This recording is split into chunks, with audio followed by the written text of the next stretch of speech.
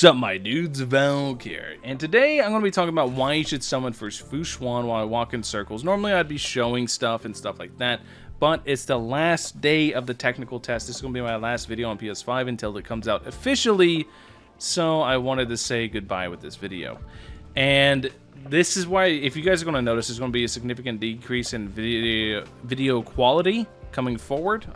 Man, English is hard sometimes. But there's going to be a very significant decrease in video quality coming forward until it comes back out on PS5.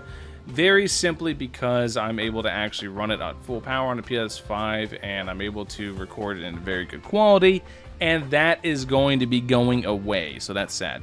But I want to talk about Fuxuan and why you should summon for Fuxuan unless you already know you're going to get her. If you already know you're going to get her, because she's coming out very soon, I'll be going over her banners and details tomorrow, provided they actually do drop them tomorrow.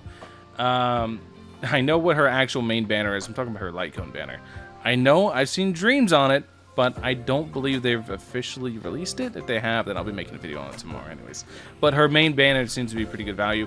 But why you should summon on Fuxuan, one of them is very, very simple.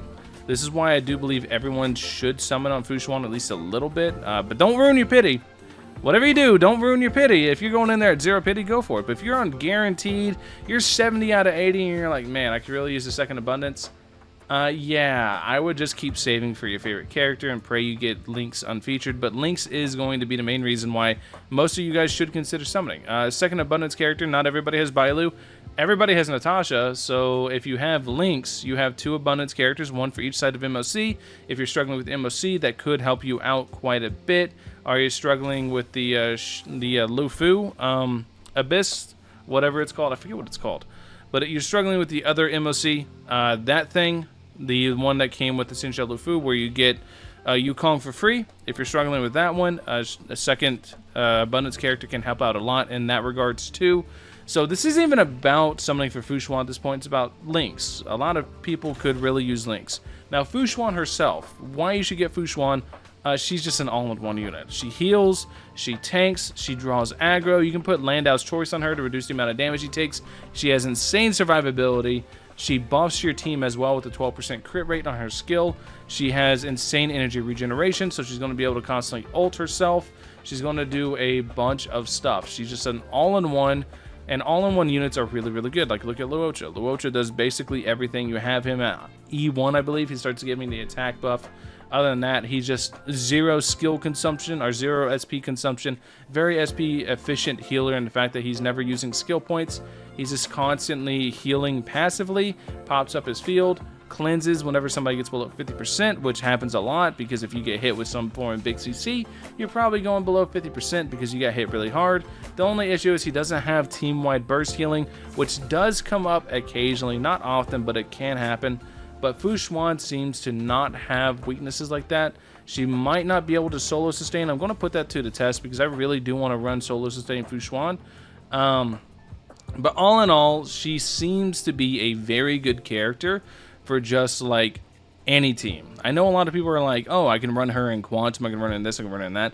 Well, a lot of damage in this game, like Gigadan for a good example, can function off of just one dedicated support to them to kind of push them over the edge, or even like Silverwolf can be that one dedicated character that you bring with. Because if you run something like Silverwolf, Gigadan, Luocha, and Fuxuan, I just named off a really, really whale team. But, for example, you have 2 Imaginary, 2 Quantum, and Silverwolf's always going to apply one or the other. So that's going to be really helpful, but this is just me digressing because I'm trying to basically iterate and say that most damage in the game can function off of effectively one support. A good example here is Kafka. Kafka and Sampo right here can be the entire team, which means I could effectively put Fuxuan there, and then Fuxuan in place of Bronya, and just let this team cook.